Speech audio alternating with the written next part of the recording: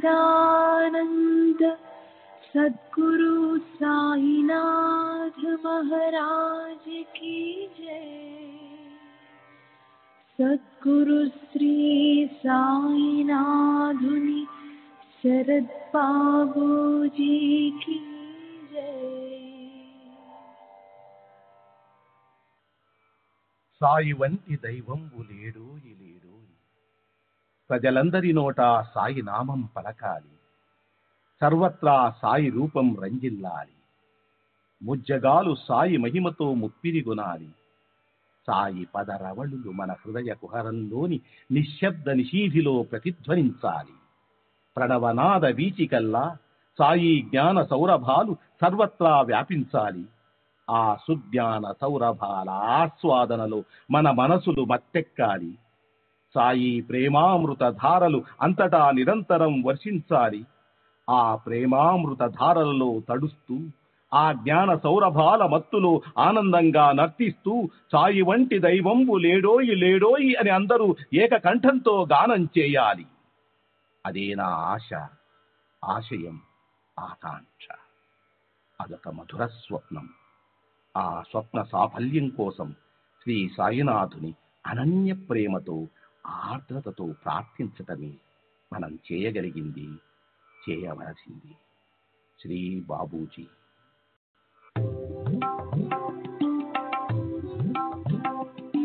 Sai Baba, Sai Baba, Sai Baba, Sai Baba.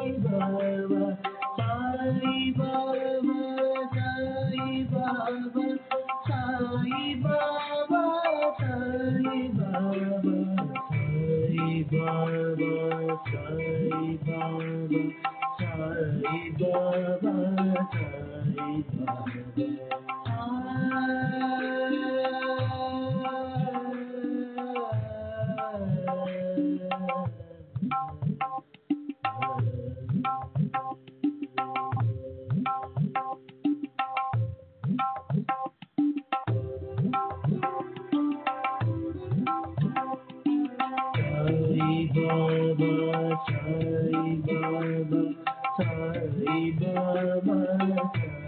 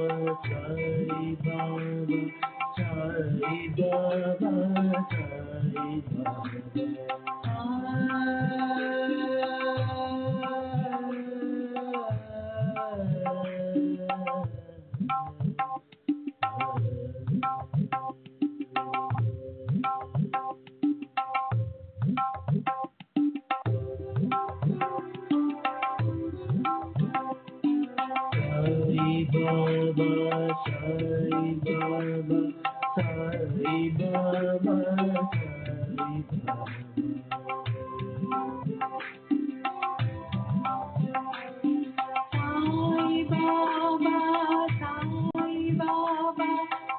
Sai Baba.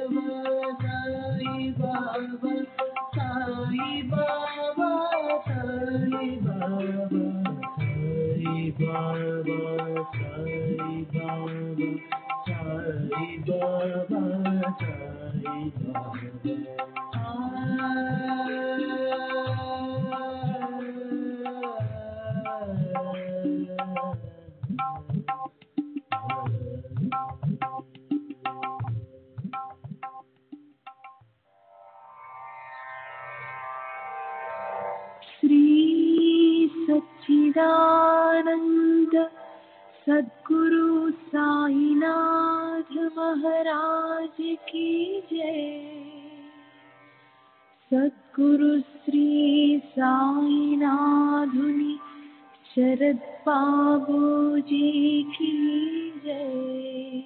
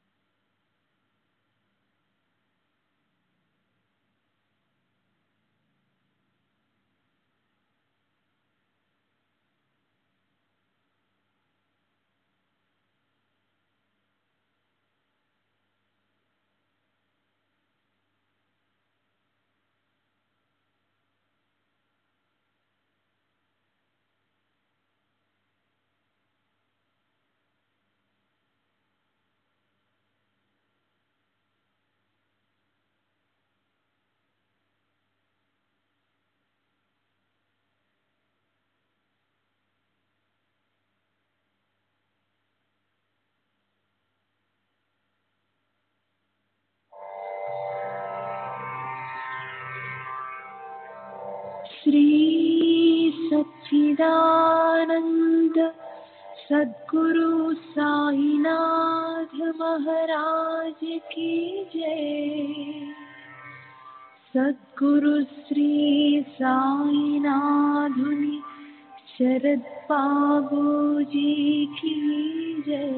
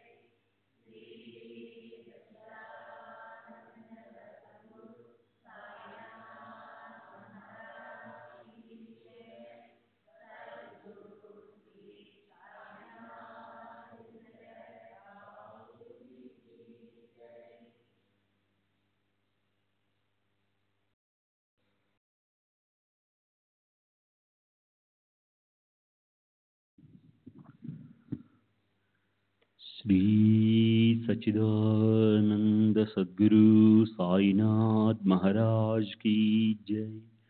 सद्गुरु श्री साईनाथ शरद बाबूजी की जय। శ్రీ సాయి భక్త అనుభవ సంహిత బివి దేవ్ నిన్నటి తరువాయి.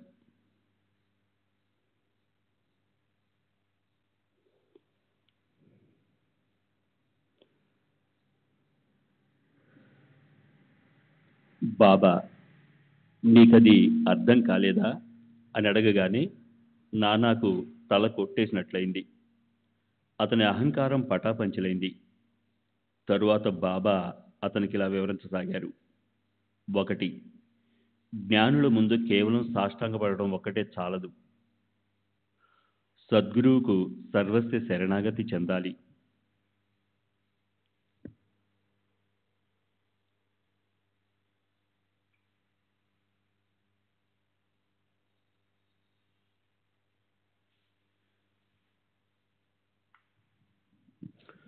2. ఊరకే ప్రశ్నించడం చాలదు. నిజమైన ఆసక్తితో ఆధ్యాత్మిక ఉన్నతిని, మోక్ష సాధనను దృష్టిలో పెట్టుకుని ప్రశ్నించాలి. దురుద్దేశంతో గాని, దుర్బుద్ధితో గాని, గురువును ఇరికించడానికి గాని, వారి తప్పులు ఎంచడానికి గాని, కాలక్షేపానికి గాని ప్రశ్నించకూడదు. 3. సేవ అంటే ఇష్టం ఉన్నప్పుడు చేసేది, లేనప్పుడు మానేది కాదు. ఈ శరీరానికి యజమాని తను కాదని, ఇది గురువుకు చెందినదేనని, కేవలం గురువును సేవించడం కొరకే ఈ శరీరం ఉన్నదని భావించాలి. ఈ విధంగా చేస్తే శ్లోకంలో చెప్పినట్లు సద్గురువు జ్ఞానాన్ని బోధిస్తారు అని బాబా చెప్పారు. కానీ గురువు అజ్ఞానాన్ని బోధించడం ఏమిటో నాకు అర్థం కాలేదు. బాబా జ్ఞానాన్ని ఉపదేశించడం ఎలా? అజ్ఞానాన్ని నిర్మూలించడమే జ్ఞానం. జ్ఞానేశ్వరి 18వ అధ్యాయం 87వ శ్లోకంలో ఇలా ఉంది: ఓ అర్జున, అజ్ఞాన నిర్మూలన ఈ విధంగా ఉంటుంది. కళ, నిద్ర అదృశ్యమైతే నీవుగా మిగులుతావు. అలాగే అజ్ఞానం తొలగిపోతే జ్ఞానం మిగులుతుంది. భగవద్గీత 16వ శ్లోకం గురించి జ్ఞానేశ్వరి 83వ పద్యంలో ఇలా ఉంది: అజ్ఞానాన్ని నశింపజేయడమే జ్ఞానమని కాక, జ్ఞానానికి ప్రత్యేక నిర్వచనం ఏదైనా ఉందా? చీకటిని పారద్రోలడమే వెలుగు. ద్వైతాన్ని నశింపజేయడమే అద్వైతం.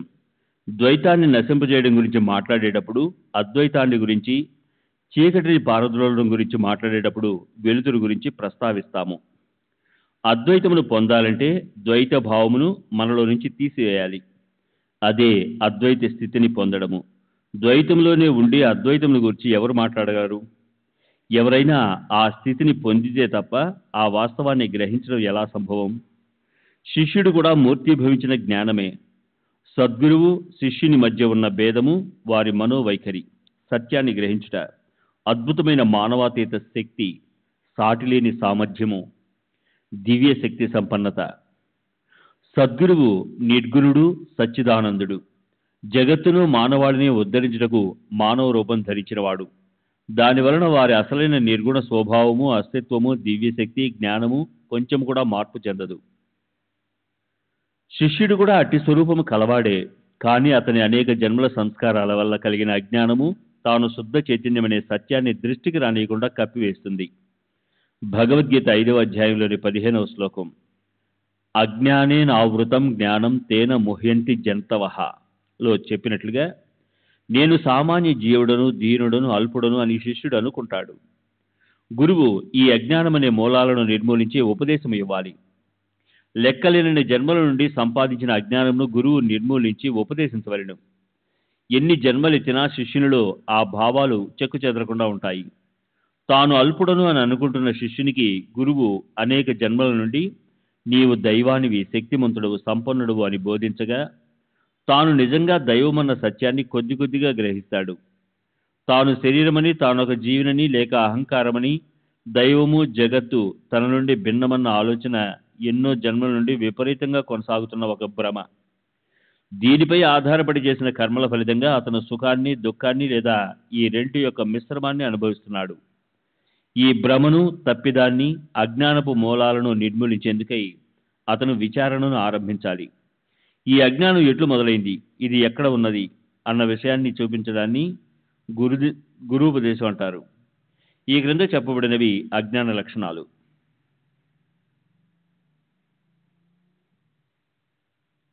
1. నేను జీవుడను. 2. ఈ శరీరమే నేను. 3. దేవుడు, జగత్తు, జీవుడు వేర్వేరు. 4. నేను దేవుడిని కాను. 5. శరీరము, ఆత్మ ఒకటి కాదని తెలియకపోవడం. 6. దేవుడు, జీవుడు, జగత్తు ఒకటేనని తెలియకపోవడం. ఈ తప్పులను శిష్యుని దృష్టికి తెస్తే గాని దేవుడు, జీవుడు, జగత్తు అంటే ఏమిటో, వాటి మధ్య ఉన్న సంబంధం ఏమిటో, అవి ఒకదాని నుండి ఒకటి వేరైనవా లేక ఇవన్నీ ఒకటేనా అన్న విషయాన్ని తెలుసుకోలేడు. ఈ విషయాలన్నీ బోధించి అతని అజ్ఞానాన్ని నిర్మూలించడానికి చేసే బోధ జ్ఞానాన్ని బోధించడమా, అజ్ఞానాన్ని బోధించడమా? జ్ఞానమూర్తి అయిన శిష్యునికి జ్ఞానాన్ని ఎందుకు బోధించాలి? ఉపదేశము శిష్యుడి తప్పులను చూపి అతని అజ్ఞానాన్ని నిర్మూలించడం వరకే. బాబా ఇంకా ఇలా చెప్పారు, ప్రణిపాతం అంటే శరణాగతి చెందుట. 2. తను అంటే శరీరము, మనస్సు, ధనము, ఐశ్వర్యము, వీటన్నింటినీ సమర్పించుటే శరణాగతి. శ్రీకృష్ణుడు అర్జునుడిని ఇతర జ్ఞానులను ఆశ్రయించమని ఎందుకు చెప్పాడు? సద్భక్తునికి సర్వము వాసుదేవమయమే. భక్తుడు ఏ గురువునైనా శ్రీకృష్ణునిగాను, గురువు శిష్యుని వాసుదేవునిగాను భావిస్తారు. శ్రీకృష్ణుడు వారిద్దరిని తన ప్రాణము ఆత్మలుగా భావిస్తాడు. అటువంటి గురువులు శిష్యులు ఉన్నారని శ్రీకృష్ణునికి తెలియబట్టే వారిని గూర్చి అర్జునుడికి చెప్పాడు. అటివారి గొప్పతనం అందరికీ తెలియాలని శ్రీకృష్ణుడు ఈ విధంగా చెప్పాడు. దేవ్ గారు 13/12/1936 చెప్పిన విషయాలు. యేసుక్రీస్తు వలె బాబా కూడా కుష్ఠరోగం, గ్రుడ్డితనం, చెముడు, పక్షవాతం మొదలైన రోగాలను నయం చేశారు. దయ్యాలు, క్షుద్రశక్తులు, మంత్రప్రయోగాల బారి నుండి కాపాడారు. పతితులను పావనులుగా మార్చారు. దుర్మార్గులను సన్మార్గులుగా చేశారు. ఆ వివరాలన్నీ నాకు స్పష్టంగా తెలుసు. దుర్గుణాల పట్ల బాబా ఆగ్రహించిన సంఘటనలు చాలా ఉన్నాయి. నాకున్న లోపగుణాన్ని, ధన వ్యామోహాన్ని ఎలా నివారించారో వివరిస్తాను. నా సర్వీస్ కాలం ముగిసిన తర్వాత నా ఉద్యోగాన్ని 3 నెలల పాటు పొడిగించారు. ఆ 3 నెలలు కూడా ముగిసిన తర్వాత మరో సంవత్సరం సర్వీస్లో ఉండాలని ఆశపడ్డాను. నా సర్వీస్ మరో సంవత్సరం పొడిగించమని అభ్యర్థించాను. కలెక్టర్ నా అభ్యర్థనను పరిశీలనకు పంపారు. అందరూ చర్చించిన మీద నా సర్వీసు 1 సంవత్సరం పొడిగిస్తున్నట్లు ఉత్తర్వులు జారీ చేశారు. ఆ సమయంలో నాకు ఒక కల వచ్చింది. కలలో బాబా ఇంకొకరితో కూర్చొని ఉన్నారు. నేను బాబాకు సాష్టాంగ నమస్కారం చేశాను. బాబా, ఈ పుస్తకాలు ఏమిటో నీకు తెలుసా? నేను, తెలీదు. ఇవి నీ ఖాతా పుస్తకాలు. వీటిని నేను పరిశీలిస్తున్నాను. నా ఖాతా పుస్తకాలా? అవును. అక్కడ చూడు, 17 తర్వాత 16 వస్తుందా లేక 16 తర్వాత 17 వస్తుందా? 16 తర్వాతే 17 వస్తుంది. మరి నీ ఖాతాలో 17 తర్వాత 16 ఎలా వచ్చింది? అది ఎలా జరిగింది బాబా? చూడు, నీ ఖాతా ఇదిగో అంటూ తెరిచిన పుస్తకాన్ని నా వైపు విసిరారు. నేను దానిని పరీక్షించాను. అది నా ఖాతా పుస్తకమే. అవును బాబా, నా ఖాతాలో 17 తర్వాతే 16 వచ్చింది. ఇది ఎలా జరిగింది అని అడిగాను. తరువాత నేను ఆ కళ యొక్క అంతరార్థాన్ని గురించి ఆలోచించాను. అది నాకు బోధపడింది. శ్రీ సచ్చిదానంద సద్గురు సాయినాథ్ మహారాజ్ की जय. सद्गुरु श्री साईनाथ शरद बाबू जी की जय.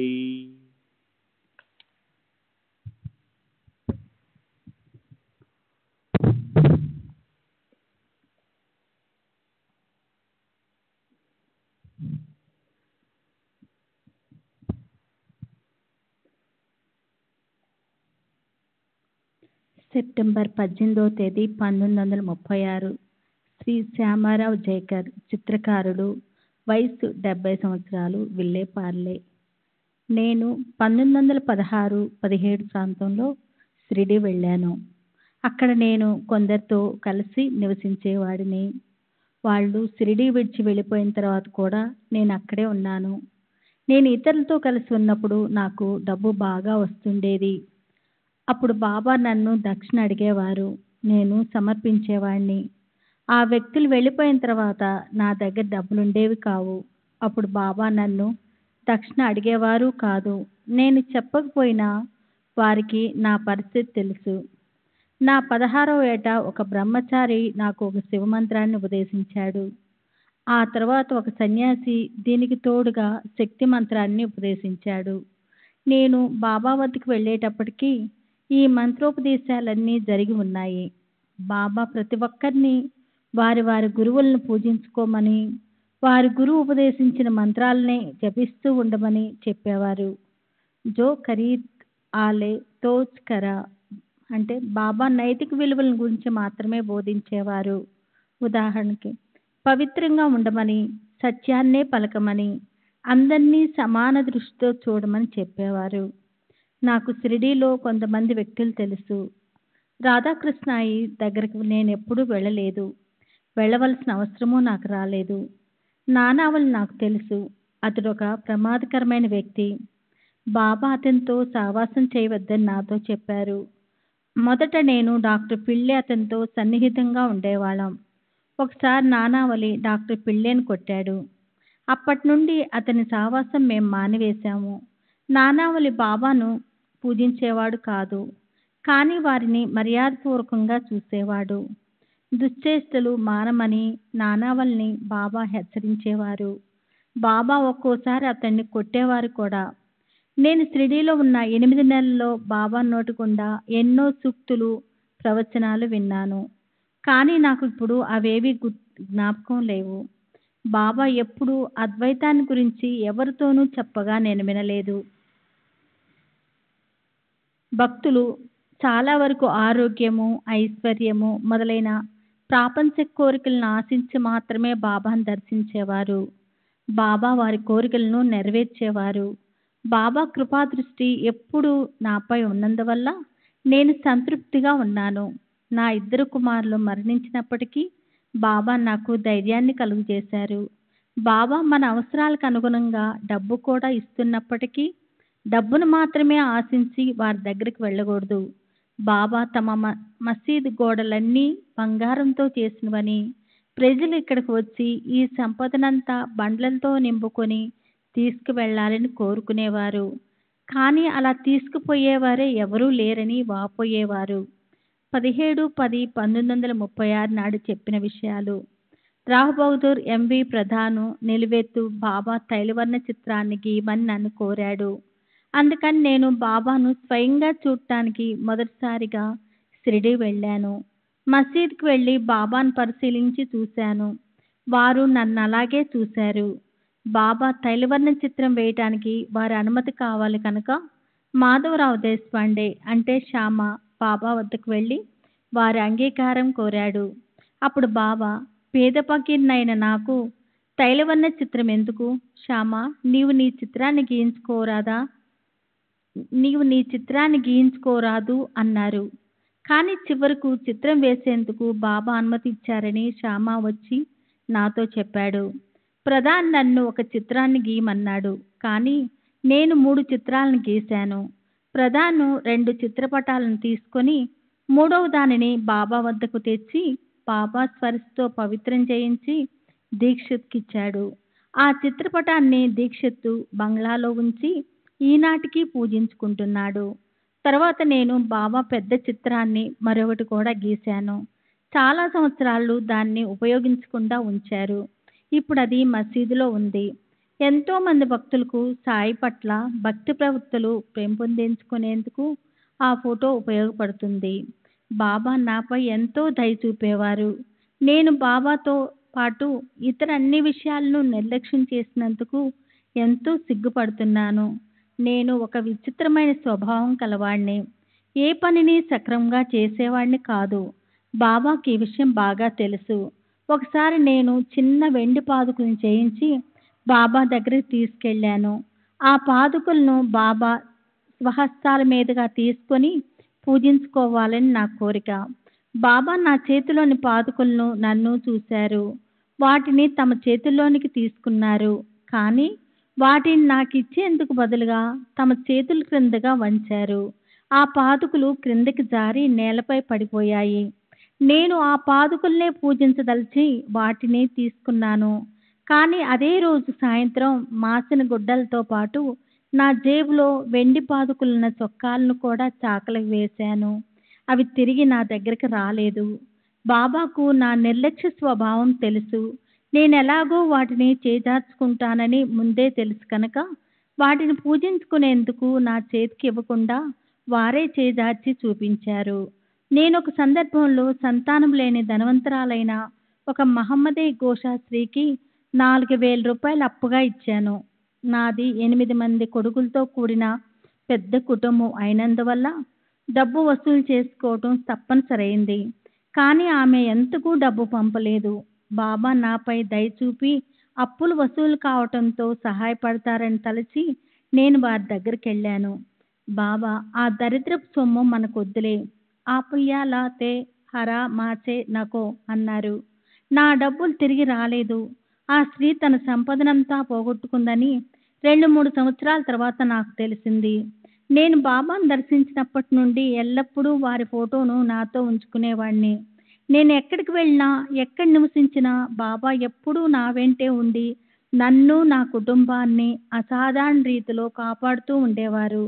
కొన్ని సంఘటనలు ఉదాహరిస్తాను. శ్రీ సచ్చిదానంద సద్గురు సాయినాథ్ మహారాజ్ కి జై.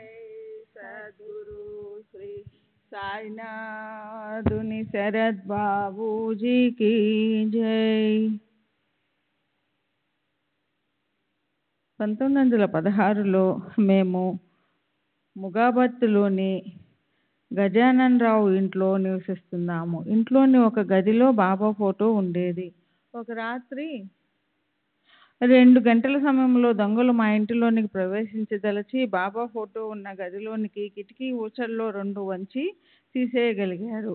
ఇక ఆ సందుగుండా లోనికి ప్రవేశించి ఇల్లంతా దోచుకునే ప్రయత్నం చేస్తున్నారు. ఆ ఇంటి వేరొక భాగంలోని వరండాలో ఒక మంగలి నిద్రిస్తున్నాడు.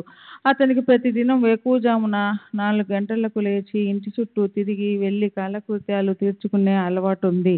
ఆ రోజు అతను ఎందుకు ఆశ్చర్యకరంగా 2 గంటలకే మేల్కొని ఇంటి వెనుకకు వచ్చాడు.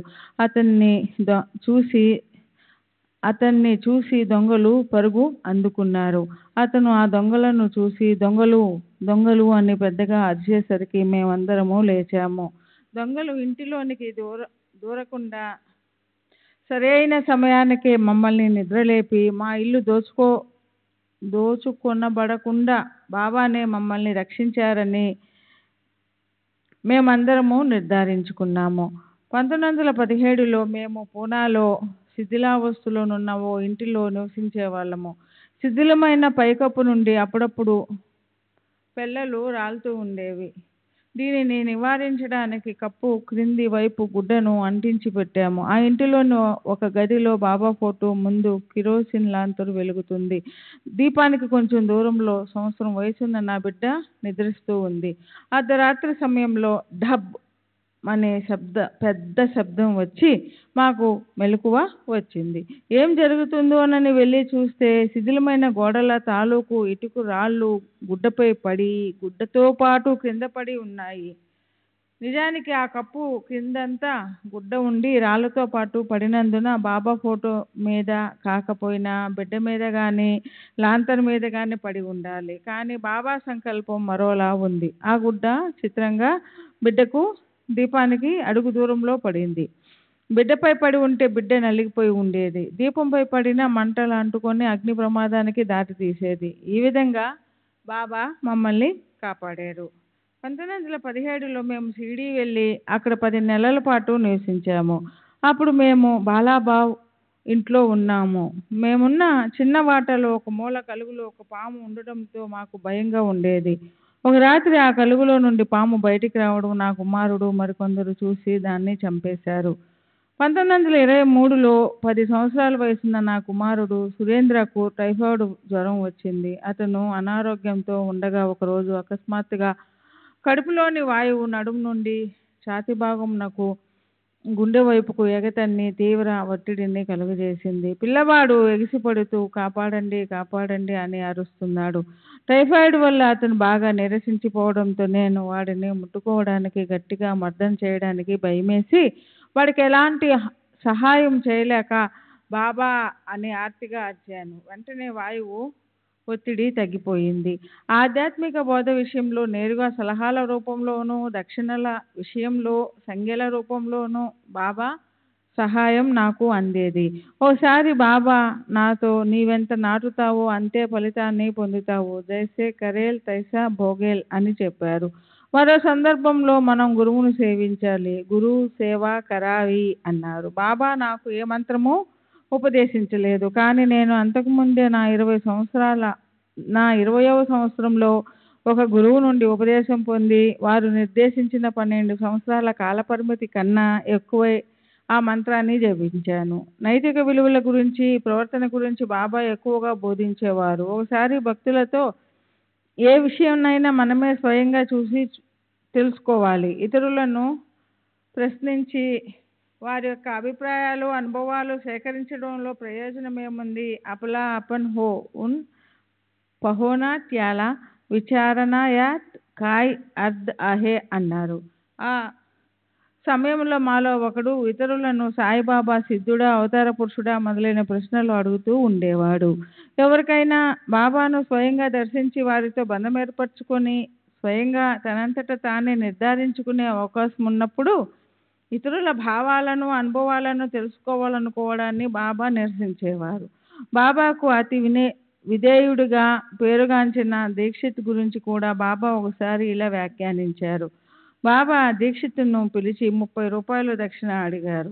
దీక్షిత్తు తన దగ్గర డబ్బు లేదని చెప్పాడు. బాబా ఆ డబ్బును బాబు సాహెబ్ జోగును అడిగి తెమ్మన్నారు. దీక్షిత్ మసీదు ప్రాంగణం దాటకముందే బాబా అతనిని ఉద్దేశిస్తూ నిలకడలేని మనిషి అన్నారు.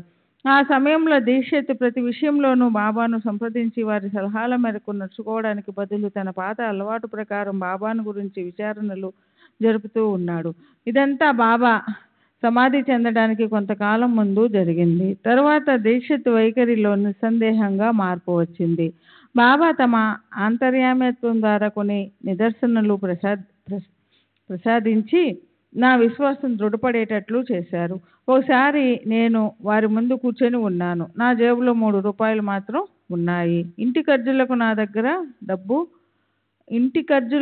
నా దగ్గర మిగిలి ఉన్న డబ్బు అదే. అప్పుడు కాకాసాహెబ్ దీక్షిత్, నానాసాహెబ్ నిమోన్కర్ కూడా బాబా చెంతనే ఉన్నారు. బాబా నాతో మల చార్ ధ్యావే అన్నారు. వారు రూపాయా అన్నట్లుగా నాకు సందేహం వచ్చింది.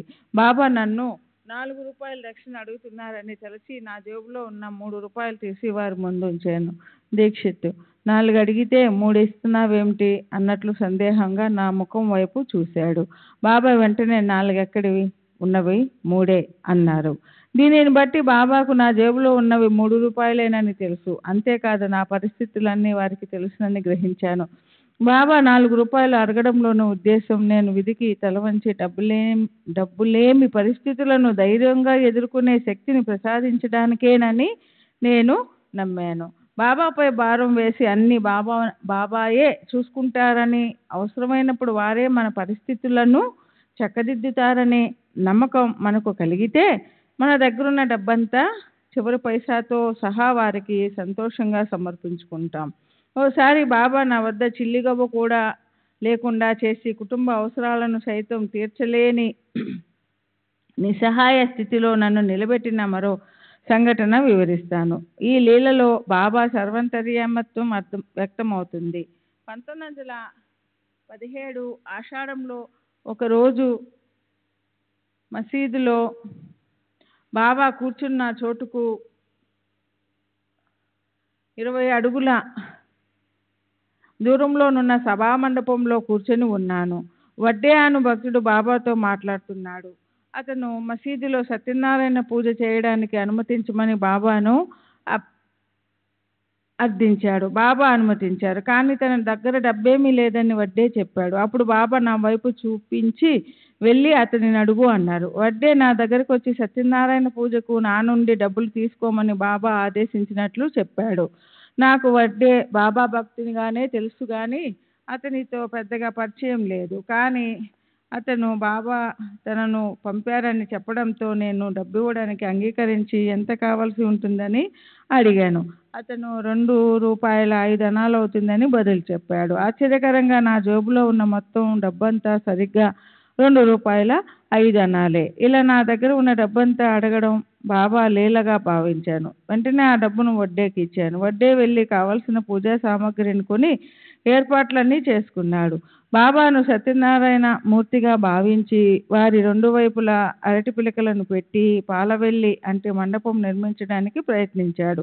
కానీ బాబా ఆక్షేపణ తెలిపారు. అరటి పిలకల మధ్యలో ఎప్పుడూ పెట్టుకునే ఫోటోలను లేదా మూర్తులను పెట్టి వాటినే పూజించమని ఆదేశించారు. కానీ వడ్డే మిగతా భక్తులు బాబాను సత్యనారాయణ మూర్తిగా ఉండమని పట్టుబట్టారు. చివరకు భక్తుల ఒత్తిడి లొంగి బాబా అనుమతించారు. సత్యనారాయణ స్వామి కథాపఠనం క్రింద మండపంలో మొదలయ్యింది. నాకు సత్యనారాయణ స్వామి కథ ఆలకించడం ఇష్టమే. నేను మసీదులో ఒకరిద్దరితో బాబా పక్కనే కూర్చొని కథాశ్రవణం చేస్తున్నాను. వెంటనే నా మనసులో ఆందోళన మొదలై సంఘర్షణగా మారింది. ఒకవైపు సత్యనారాయణ స్వామి కథాపారాయణ, మరోవైపు బాబా ప్రత్యక్ష సన్నిధి. ఈ రెండిటిలో దేనిపై ధ్యాస పెట్టాలో నిర్ణయించుకోలేకపోయాను. పైగా పారాయణ చేస్తున్న పూజారి కన్నా ఎత్తులో కూర్చొని నేను కథ వినడం భావ్యం కాదు. దిగి వెళ్ళడమా లేక అక్కడే కూర్చొని వినడమా, ఈ సమస్యతో మదన పడుతున్నప్పుడు బాబా నా ఆలోచన పసిగట్టి దిగి వెళ్ళి అక్కడ కూర్చో అని ఆదేశించారు. వారు చూపిన స్థలం పూజారికి సమీపంలోనూ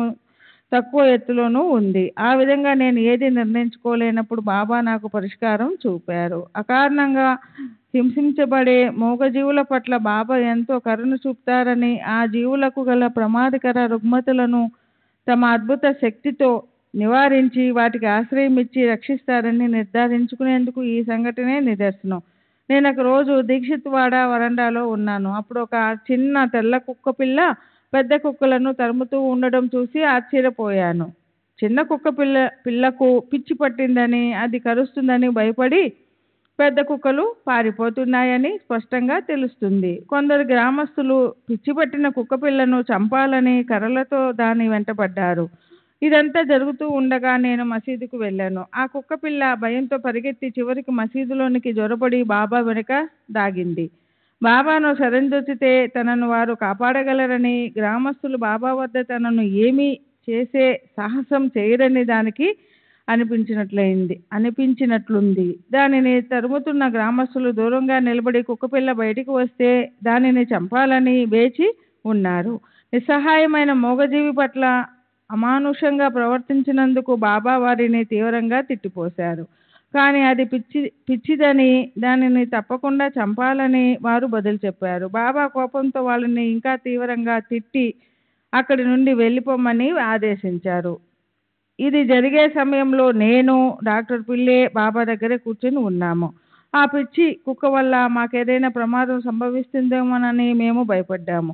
చివరికి గ్రామస్తులు వెళ్ళిపోవడంతో ఆ కుక్క రక్షింపబడింది. బాబా ఎంతో దయతో దాని పిచ్చి నయం చేసి ప్రాణం కాపాడారని నేను పిల్లేతో చెప్పాను. నిజానికి ఆ కుక్క పిల్ల పరిస్థితి ఏమిటో, దాని జబ్బును ఎలా నివారించాలో, దానిని ఎలా రక్షించాలో బాబాకు మాత్రమే తెలుసు.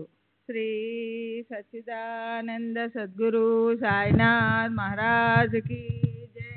సద్గురు శ్రీ సాయినాథుని శరత్ బాబూజీ की जय.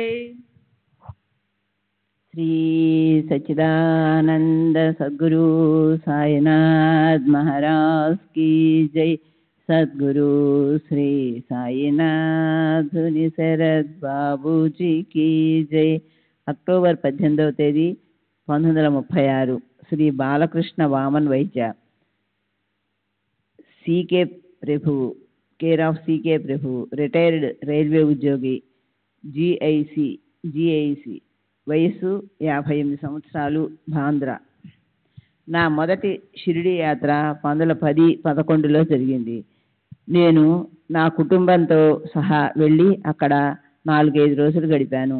బాబా మమ్మల్ని అందరినీ ఎంతో దయతో ఆదరించి ఆశీస్సులిచ్చారు.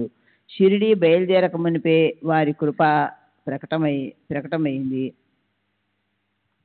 నేను సెలవు మరియు పాసుల కోసం జిఐపి రైల్వే అధికారులకు అర్జీ పెట్టుకున్నాను.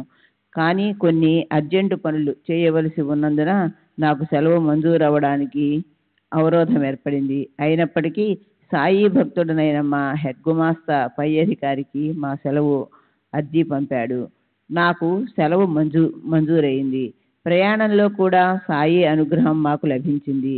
మేము కోపర్గాం చేరేసరికి చీకటి పడింది. అప్పుడు కోపర్గాం నుండి షిరిడి వెళ్లే మార్గంలో దోపిడీ దొంగల భయం ఎక్కువగా ఉండేది. అందువల్ల మేము మాట్లాడుకున్న టాంగావాడు మమ్మల్ని ఉదయం వరకు అక్కడే ఆగిపోమ్మని చెప్పాడు. కానీ బాబా మనకు తోడున్నారని, వారు మనకు ఏ ఆపద కలుగనివ్వరని అతనికి చెప్పి బయలుదేరాము.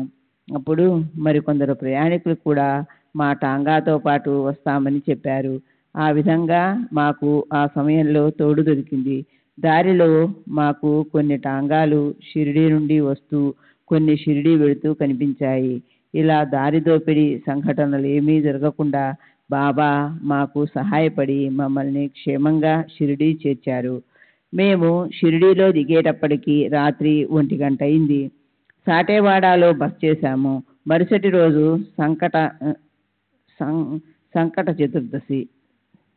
సంకష్ట చతుర్థి కావున ఉపవాసం ఉండాలి. అందుకని ఆ రోజు నిరాహారంగా ఉండకుండా నాతో పాటు ఏదో కొంత పలహారం చేయమని బలవంతం చేసి నా కుటుంబ సభ్యుల చేత తినిపించాను. తరువాత మేము నిద్రపోయాము. మరుసటి ఉదయం బాబా నిద్ర మేల్కొని స్థానిక భక్తులతో, రాత్రి నా బిడ్డలు వచ్చారు, మీరెవరూ వారిని ఆదరించలేదు, తినడానికి ఏమీ ఇవ్వకుండా ఉపవాసం ఉండేటట్లు చేశారు. మాజీ లేకరే ఆలి త్యానా ఉపాలి కోణి పాహిలే నాహి కాళాచి గేతలా నాహి త్యానా ఉపాసి ఠేవిలే అని కోపంగా అరచి వారిని అక్కడ నుండి తరిమివేశారు. ఇది ఒక అర్థంలో సరి అయినదే. ఉపవాసం ఉండే రోజు భోజనం చేయకుండా పలహారం మాత్రం తీసుకుంటాము. రాత్రి మేము భోజనం చేయలేదు, పలహారం మాత్రం తీసుకున్నాము. కాబట్టి ఉపవాసం ఉన్నట్లే లెక్క. ఈ మాటల వల్ల బాబాకు మా పట్ల ఉన్న పితృవాత్సల్యం, మా బాగోగుల పట్ల బాబాకున్న శ్రద్ధ తెలిసింది. ఆ భక్తులు వచ్చి మాకు బాబా అన్న మాటలు చెప్పి మేము రాత్రి పలహారం తీసుకున్న సంగతి బాబాకు తెలియజేయమని, మాకు ఆదరణ లభించిందని చెప్పమని అభ్యర్థించారు. తరువాత మేము మసీదుకెళ్ళి బాబాను దర్శించినప్పుడు వారితో అలాగే చెప్పాము. బాబా నన్ను చూస్తూనే నీకు మంచి జరుగుతుంది, తుజే కళ్యాణ్ హో ఈల్ అని దీవించారు. మా కుటుంబ సభ్యులందరినీ కూడా అలాగే ఆశీర్వదించారు. తరువాత ఒకరోజు మేమున్న వాడాలో భోజనం తయారు చేసుకున్నాము. మధ్యాహ్నం బాబా మా బస్కు వచ్చి భాక్రీ బాజీ భిక్ష అడిగారు. నా భార్య వెంటనే వారికి రొట్టె కూర సమర్పించింది.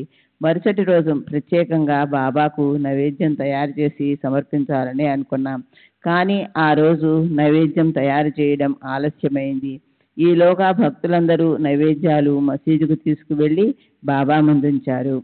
బాబా మా నైవేద్యం కొరకు ఎదురు చూస్తూ భక్తులను వేచి ఉండమన్నారు. నేను నైవేద్యం తీసుకొని వెళ్ళిన వెంటనే దానిని తమ దగ్గరగా ఉంచమని చెప్పి తరువాత మాకు ప్రసాదం ఇచ్చి ఆశీర్వదించారు. బాబాకు మా పట్ల ఉన్న కృప ఆదరణను తెలుపుతాను. మేము బయలుదేరేటప్పుడు బాబా వద్దకెళ్ళి నా కుటుంబంతో సహా నాసిక్ వెళ్ళడానికి అనుమతించమని వేడుకొన్నాను. వెళ్ళు, నాసిక్ వెళ్ళు. అసలు నాసిక్ వెళ్ళడం ఎందుకు?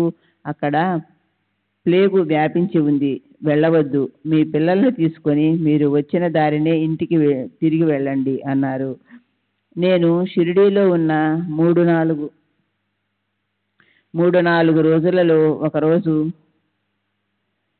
మాధవరావు దేశపాండేతో మాట్లాడుతూ బాబా ఫోటోను బాబా చేతుల మీదుగా తీసుకొని ఇంట్లో పూజలో పెట్టుకోవాలని కోరికను వ్యక్తపరిచాను. పక్కనే ఉన్న బాబా వెంటనే నన్ను ఆ ఫోటోను తీసుకోమని చెప్పి దానిని వారి చేతి స్పర్శతో పునీతం చేసి నాకు ఇచ్చారు. నేను ఆ ఫోటోను ఈనాటికి నిత్యం పూజిస్తుంటాను. వారిని పూజించకుండా నేను భోజనం కూడా చేయను. శ్రీ సచ్చిదానంద సద్గురు సాయినాథ్ మహారాజ్ కీ జై.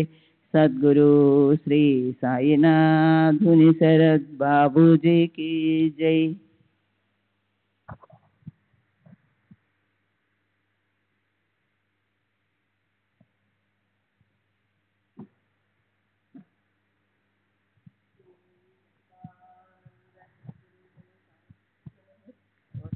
महाराज की जय. सद्गुरु श्री సాయినాథుని శరత్ బాబూజీకి జై. మా తిరుగు ప్రయాణం అప్పుడు కూడా బాబా మాకు మార్గం చూపి మమ్మల్ని రక్షించారు. మేము వారి అనుమతి కోసం వెళ్ళినప్పుడు మీరు ఇప్పుడు బయలుదేరటం మంచిది అన్నారు. మేము వెంటనే టాంగా మాట్లాడుకుని బయలుదేరాము. మా టాంగా కోపర్గాం స్టేషన్ చేరేసరికి మేము ఎక్కవలసిన రైలు ప్లాట్ఫారం విడిచి వెళుతూ ఉంది. అలా రైలు తప్పిపోవడం మంచి శకునంగా అనిపించలేదు. మేము ఆ రాత్రి కొన్ని గంటలు స్టేషన్లో గడిపి మరుసటి ఉదయం మన్మాడ్ రైలు ఎక్కాము. అప్పుడు తెలిసిన విషయం ఏమంటే ముందు సాయంత్రం బొంబాయి వెళ్లేందుకు మేము ఎక్కవలసిన రైలు ప్రమాదానికి గురి అయిందని, ఫలితంగా ఒక బోగి నుజ్జు అయిందని బాబా నిరంతరం తమ బిడ్డలపై చూపే కరుణా దృష్టి వలన మేము ఆ ఆపద నుండి రక్షింపబడ్డాము. మేము షిరిడీలో ఉన్నప్పుడు ఒక విచిత్ర సంఘటన జరిగింది. బాబా భక్తుడు ఒకతను నా దగ్గరకు వచ్చి, నాకు కొంత డబ్బు ఇవ్వండి, మీకు చందనం ఇస్తాను అన్నాడు. అలా అడగటం నాకు కోపం తెప్పించి ఇవ్వనన్నాను. అతను తిరిగి వెళుతుండగా ఎందుకో నేను మనసు మార్చుకుని వెనక్కి పిలిచి, నీకు కొన్ని నాణాలు ఇస్తాను, చందనం ఇవ్వు అన్నాను. కానీ అతను నిరాకరించి బాబా నుండి తనకు అలాంటి ఆదేశాలు లేవన్నాడు. వెంటనే నేను బాబా దగ్గరికి వెళ్ళి జరిగిన విషయమంతా చెప్పాను. వారు విని సరే అన్నారు. నేను 1912లో రెండవసారి షిరిడీ వెళ్ళాను. ఈసారి నేను నా కుటుంబ సభ్యులతో కాక 2 ఆఫీసు స్నేహితులతోటి వెళ్ళాను. నాకు కలిగిన దురదృష్ట సంఘటనలు, ఇతర బాధలు, విపత్తుల గురించి బాబాకు విన్నవించుకోవాలని తలచాను. కానీ వారు నేను చెప్పదలిచిన విషయాన్నంతా ముందే గ్రహించినట్లు నన్ను చూసిన వెంటనే నిశ్చితంగా ఉండు, భయపడకు అన్నారు. వారి కృప అండదండలు ఉన్నంత వరకు నేను దేనికి భయపడనని వారికి బదులు చెప్పాను. మేము ఆఫీస్కి ఒక రోజు మాత్రమే సెలవు పెట్టి వచ్చాము. శ్రీ సచ్చిదానంద సద్గురు సాయినాథ్ మహారాజ్కి జై. సద్గురు శ్రీ సాయినాథ్ శ్రీ సచ్చిదానంద సద్గురు సాయినాథ్ మహారాజ్ की जय. సద్గురు శ్రీ సాయినాథుని శరత్ బాబూజీకి జై. అందువల్ల తిరిగి వెళ్ళడానికి అనుమతి ఇవ్వవలసినదిగా బాబాను ప్రార్థించాను. కానీ వారు నాకు అనుమతి ఇవ్వలేదు. బాబా నాకు ఏ ఆపద రాకుండా చూసుకుంటారు అని తెలుసు కాబట్టి నేను షిరిడీలోనే ఉంటానని నా స్నేహితులతో చెప్పాను. అనుమతి లేకుండా ఆఫీసుకు హాజరు కాకపోతే ఉద్యోగం ఊడుతుందని నా స్నేహితులు భయపడ్డారు. కానీ నేను ఉండిపోవడం చూసి బాబా మీద భారం వేసి వారు కూడా నాతోనే ఉండిపోయారు. బాబా 2-3 రోజులు మమ్మల్ని షిరిడీలోనే ఉంచి తరువాత వెళ్ళడానికి అనుమతించారు. మేము తిరిగి వెళ్ళి సెలవు పొడిగింపు ఆర్జీ పెట్టాము. బాబా దయ వల్ల ఎటువంటి ఇబ్బందులు లేకుండా మా సెలవు మంజూరైంది. నేను షిరిడీకి 2 సార్లు మాత్రమే వెళ్ళాను. 1916లో నా నివాసం బాంద్రాకు మార్చాను. 1917-18 ప్రాంతంలో మేము నివసిస్తున్న ఇంటి వరండాలోనికి ఒక సాధువు వచ్చి 1 పైసా అడిగారు. నా కుమారుడు అతనికి పైసా ఇచ్చాడు. కానీ సాధువు రూపం భిన్నంగా ఉన్న వాడికెందుకో సాయిబాబానే వచ్చారు అనిపించి, మీరెవరో నాకు తెలుసు అన్నాడు. వారు శ్రీ సాయిబాబా ఆహెంగా గేకే రూమ్ నవనేమన్నారు. ఈ మాటలు విన్న వెంటనే నేను వరండాలోనికి వచ్చి వారి పాదాలకు నమస్కరించాను. తరువాత ఇంటిలోనికి రమ్మని ఆహ్వానించాను. వారు లోనికి వచ్చారు. నేను తిరిగి పాదాభివందనం చేశాను. ఆ సాధువు నీకు తృప్తిగా ఉందా అని అడిగారు. నేను ఉందని చెప్పాను. తరువాత వారు సీదా వస్తువులు అంటే గోధుమ పిండి మొదలైనవి అడిగారు. నేను సమర్పించాను. నేను ఎప్పుడూ నీతోనే ఉన్నాను, నీవు షిరిడీ రావాల్సిన అవసరం లేదు అని చెప్పి ఆశీర్వదించి వెళ్ళిపోయారు. ఇది 1917-18 ప్రాంతంలో జరిగింది. ఆ తరువాత నేను ఎప్పుడూ షిరిడీ వెళ్ళలేదు. ఇన్ని సంవత్సరాలలో మాకు ఎన్నో దురదృష్టకర సంఘటనలు, సమస్యలు వచ్చాయి. కానీ బాబా నా వెంటే ఉండి వాటిని ధైర్యంగాను సంతోషంగాను ఎదుర్కొని పరిష్కరించుకునే శక్తిని ప్రసాదించారు. శ్రీ సచ్చిదానంద సద్గురు సాయినాథ్ మహారాజ్ की जय. సద్గురు శ్రీ సాయినాథుని శరత్ బాబూజీ की जय.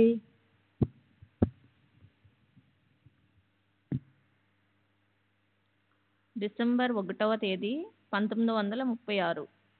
శ్రీ రామ్గీర్ బువా. బాబా పిలిచే పేరు బాబుగీర్. సదా షిరిడీ నుండి 4 మైళ్ళకు చెందిన గంగాగీర్ భక్తుడు. వయస్సు 76 సంవత్సరాలు. షిరిడీ. నేను చిన్నప్పుడు షిరిడీలోని పాఠశాలలో చదువుకున్నాను. నేను ఇప్పుడున్న ఇంటిలోనే మా ముత్తవ్వ గారి ఇల్లు మొదటి నుండి నివసిస్తున్నాను. సాయిబాబా మొదట షిరిడీ వచ్చినప్పుడు నేను విద్యార్థిని. అప్పుడు బాబాతో పాటు ధూప్ ఖేడాకు చెందిన ఒక పటేల్ కూడా వచ్చాడు. ఆ పటేలు షిరిడీకి చెందిన అమీన్ బాయి కుమారుడు హమీదాసు పెళ్లి సంబంధం కుదిర్చేందుకు వచ్చాడు. అప్పుడు బాబా 25-30 ఏళ్ల వయసున్నట్లు కనిపించారు.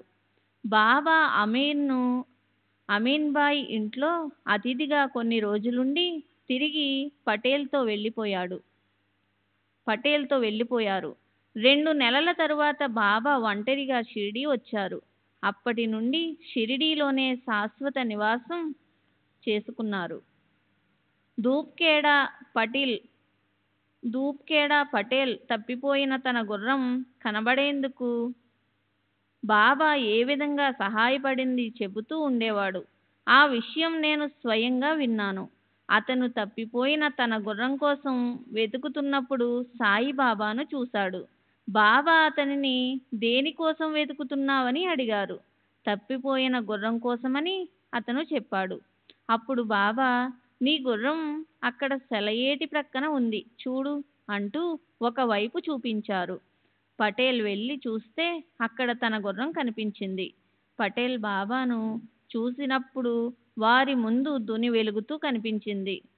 గుర్రం ఎక్కడున్నది చెప్పడం తప్ప ఆ సందర్భంలో బాబా మరే అద్భుతాలు చేసినట్లు రామ్గీర్ బువాకు గుర్తులేవు. బాబా షిరిడీ వచ్చినప్పుడు వారికి నడుము క్రింద వరకు పెరిగిన పొడవైన జుట్టు ఉండేది. ఆకుపచ్చని కప్ని ధరించి ఉండేవారు.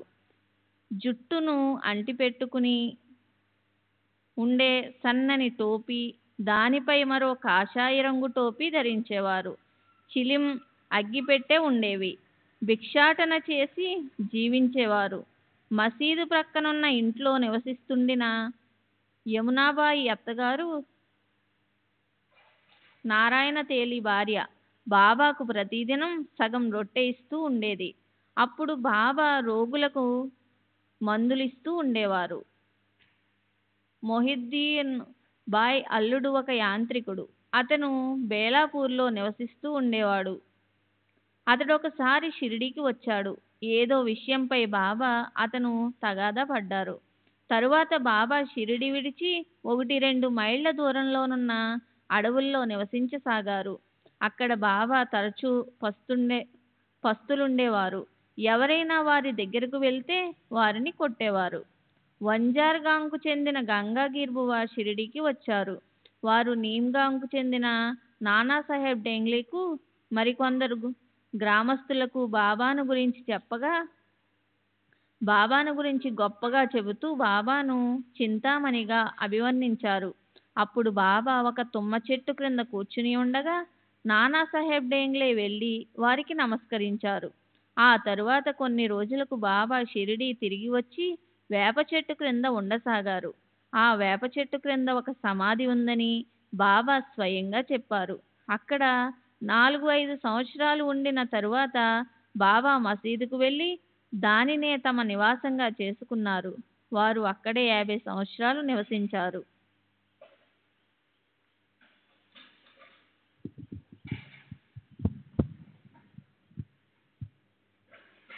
బాబా ఎప్పుడు కుస్తీ పట్టలేదు. కానీ గంగాగిరి మొదట మల్ల యోధుడు.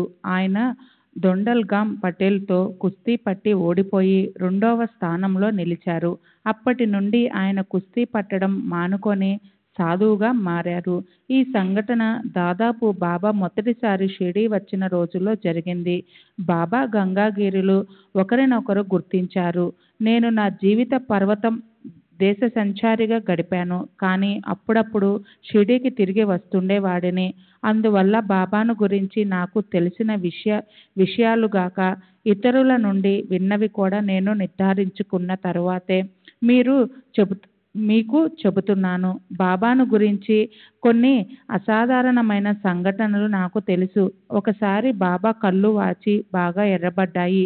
వారు మిరియాలను మెత్తగా నూరి ఆ మిరియాల కట్టుని కనురెప్పలపైన పట్టించారు. ఆ వ్యాధి తగ్గిపోయింది. మరోసారి ఒక ముస్లిం బాలుడు మసీదు వెనుకనున్న వేప చెట్టు ఎక్కి కాళ్ళు జారి కింద పడి మరణించాడు. ఆ క్షణమే మసీదులో ఉన్న బాబా దుఃఖంతో అరుస్తూ ముల్లా జోర్ మరిల్ అని పలికిన తమ చేతులను శంఖం వలె మడిచి ఊదారు. మసీదులోనికి వేప చెట్టు కనిపించదు. బాబా పై మాటలంటున్నప్పుడే బాలుడు కింద పడి మరణించాడు. అప్పుడు నేను బాబాకు కొంచెం దూరంలో కూర్చొని ఉండటంతో వారి మాటలు విని వెంటనే నేను వెళ్ళి పడిపోయిన బాలుని చుట్టూ మూగి ఉన్న జనాన్ని చూశాను. గ్రామంలో గడ్డివామి తగలబడిన విషయం కూడా నాకు తెలుసు. బాబా భగవత్ మార్వాడితో గడ్డివామి తగలబడిపోతుంది, పరుగున వెళ్ళు అన్నారు. అతను వెళ్ళి చూస్తే అతని గడ్డివామి తగలబడిపోతుంది. బాబా అక్కడికి వచ్చి ఏవో సజ్జలు చేశారు. మంటలు ఆరిపోయాయి. ఒకరోజు బాబా నన్ను పిలిచి ఒక ఊదీ పొట్లం ఆరతి పాట ఉన్న కాగితం ఇచ్చి జామ్నేర్ అంటే రోడ్డు మార్గంలో భూసావాల్ స్టేషన్కు 36 కిలోమీటర్ల దూరంలో ఉంది. వెళ్ళి అక్కడ డిప్యూటీ కలెక్టర్గా ఉన్న నానాసాహెబ్ చాందోర్కర్కు ఇచ్చి రమ్మన్నారు.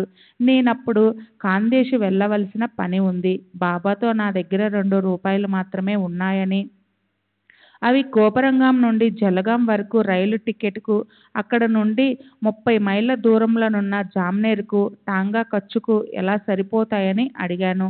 బాబా భగవంతుడే సమకూరుస్తాడు అన్నారు. ఆ రోజు శుక్రవారం.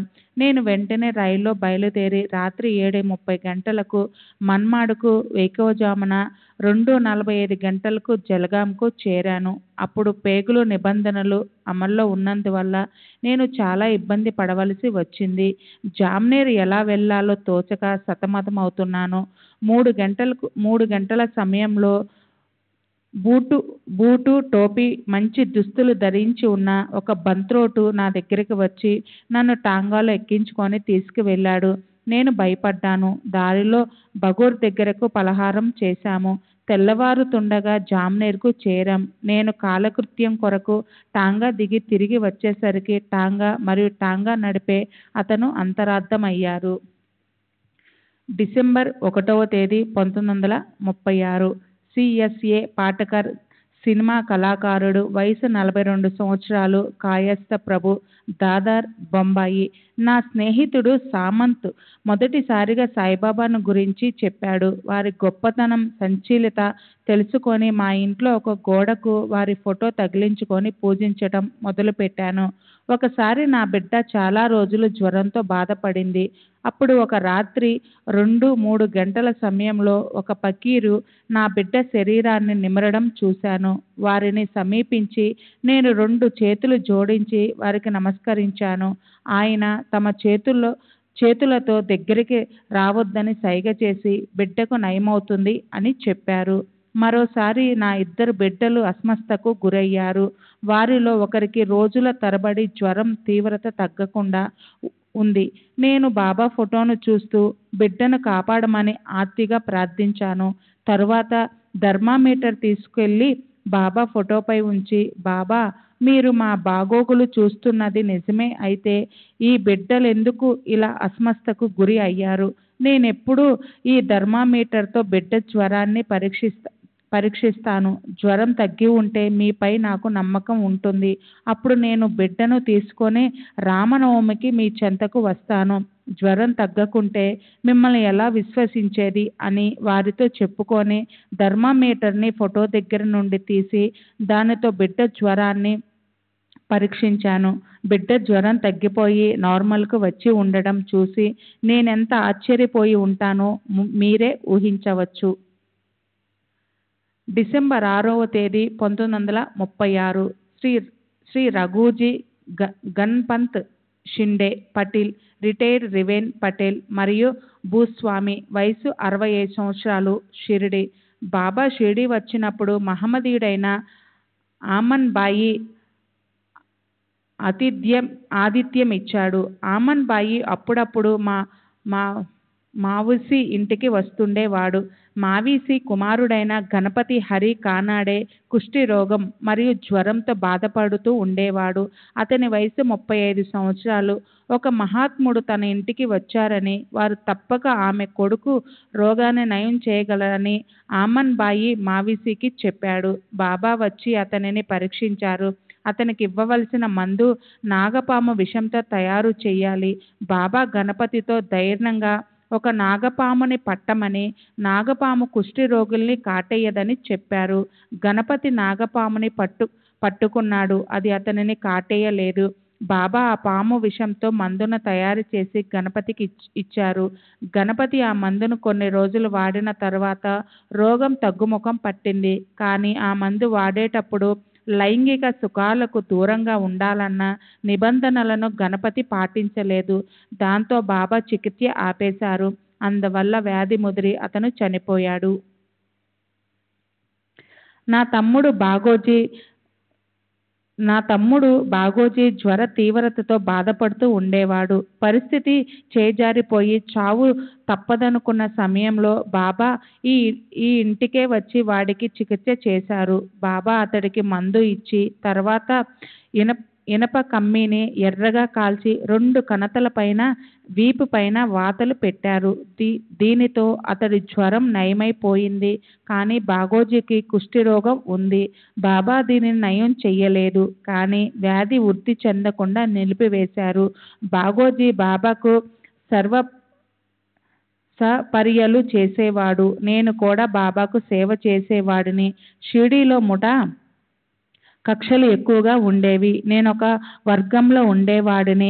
ముఠాల మధ్య ఈర్ష్య ద్వేషాలు ప్రబలింపి ఉండేవి. కానీ బాబా వీటిని పట్టించుకునేవారు కాదు.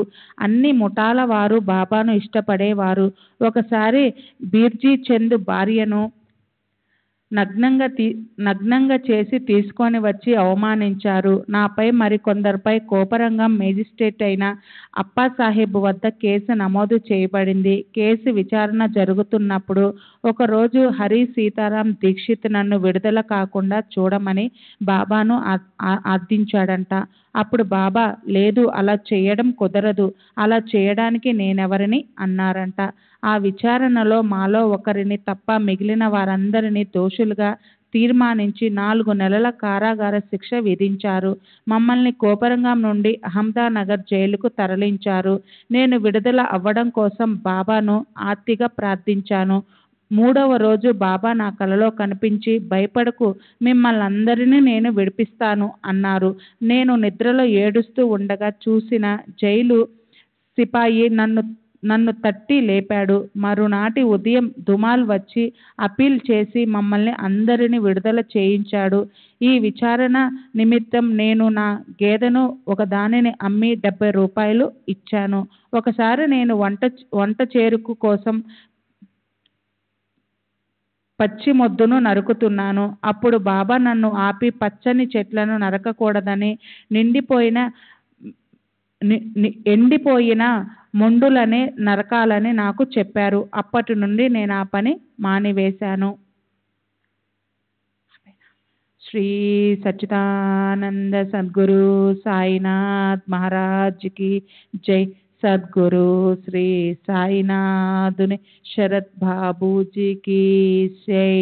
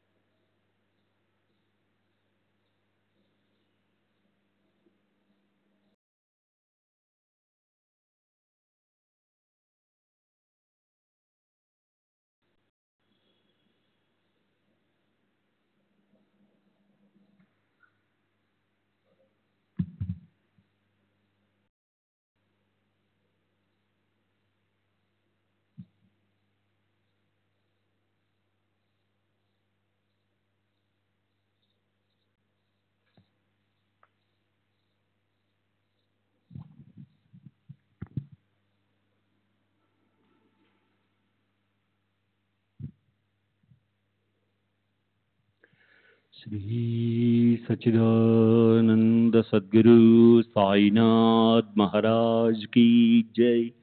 सद्गुरु श्री साईनाथ शरद बाबू जी की जय।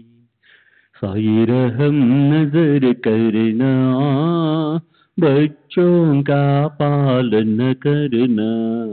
साई रहम नजर करना, बच्चों का पालन करना। जाना तुमने जगत पसारा, सब ही झूठ जमाना। जाना तुमने जगत पसारा, सब ही झूठ जमाना। साई रहम नजर करना, बच्चों का पालन करना। साई रहम नजर करना, बच्चों का पालन करना। मैं अंधा हूँ बंदा आपका, मुझसे पद दिखलाना। मैं अंधा हूँ बंदा आपका, मुझसे पद दिखलाना। साई रहम नजर करना, बच्चों का पालन करना। साई रहम नजर करना, बच्चों का पालन करना। दासगण कहे अब क्या बोलूं, थक गई मेरी रसना। दासगण कहे अब क्या बोलूं, थक गई मेरी रसना। साई रहम नजर करना, बच्चों का पालन करना। साई रहम नजर करना, बच्चों का पालन करना। रहमो नजर करो अब मोरे साई, तुम बिना नहीं मुझे माँ बाप बाई। रहमो नजर करो मैं अंधा हूँ बंदा तुम्हारा। मैं अंधा हूँ बंदा तुम्हारा। मैं ना जानू, मैं ना जानू, मैं ना जानू अल्लाह इलाही। रहमो नजर करो, रहमो नजर करो अब मोरे साई। तुम बिना नहीं मुझे माँ बाप बाई। रहमो नजर करो काली जमाना, मैंने गमाया। काली जमाना मैंने गमाया। साथी आखिर का, साथी आखिर का, साथी आखिर का तुम बिन कोई। रहमो नजर करो, रहमो नजर करो अब मोरे साई। तुम बिना नहीं मुझे माँ बाप बाई।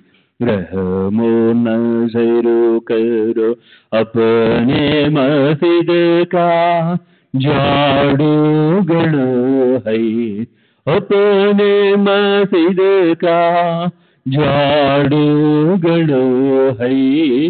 मालिक हमारे, मालिक हमारे, मालिक हमारे तुम बाबा साई। रहमो नजर करो, रहमो नजर करो अब मोरे साई। तुम बिना नहीं मुझे माँ बाप बाई। रहमो नजर करो। श्री सच्चिदानंद सद्गुरु साईनाथ महाराज की जय। सद्गुरु श्री साईनाथ शरद बाबू जी की जय।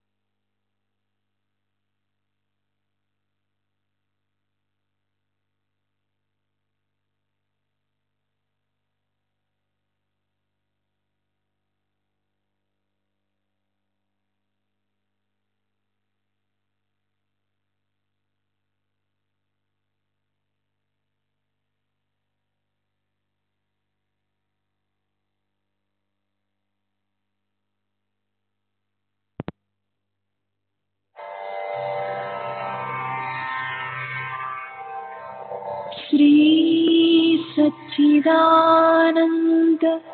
सद्गुरु साईनाथ महाराज की जय।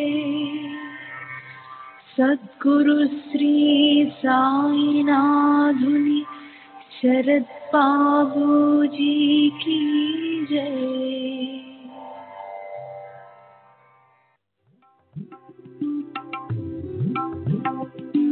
साई बाबा साई बाबा साई बाबा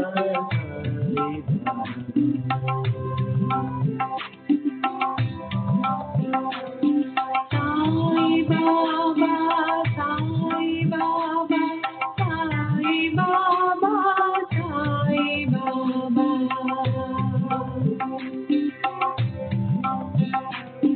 साई बाबा साई बाबा साई बाबा साई बाबा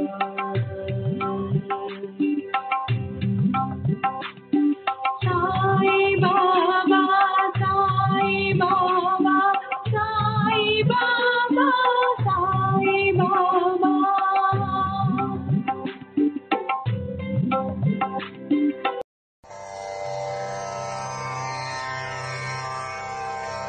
श्री सच्चिदानंद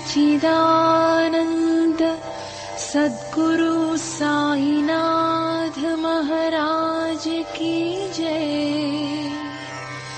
सद्गुरु श्री साईनाथुनि शरद बाबू जी की जय।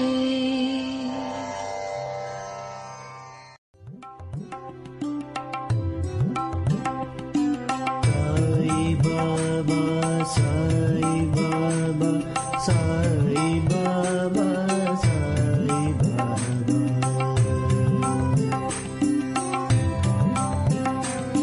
Sai Baba Sai Baba Sai Baba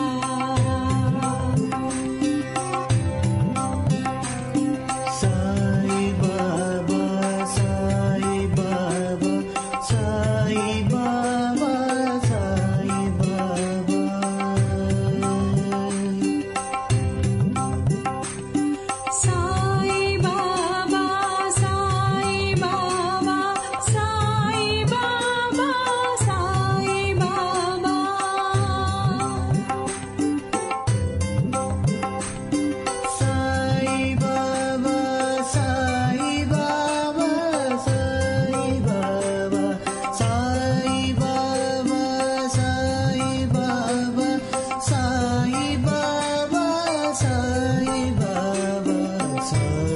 Baba, Sai Baba, Sai Baba, Sai Baba.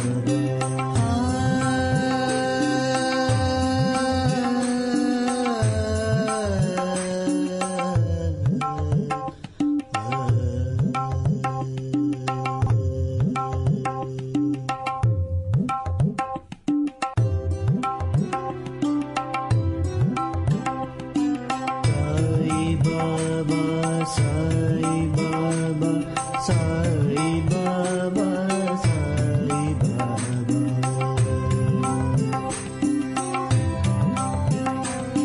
Sai Baba, Sai Baba, Sai Baba, Sai Baba.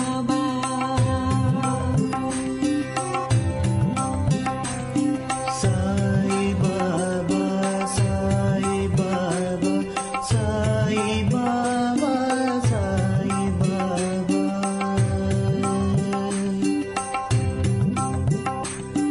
Sai Baba, Sai Baba, Sai Baba, Sai Baba.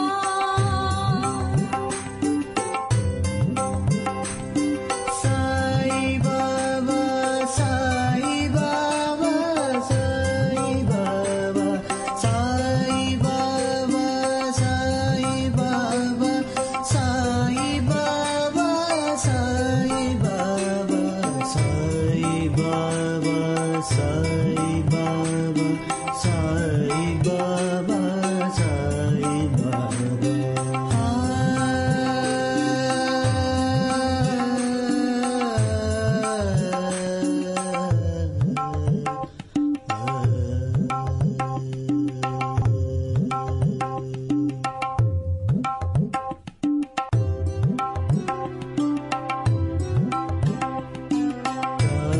Baba, Sai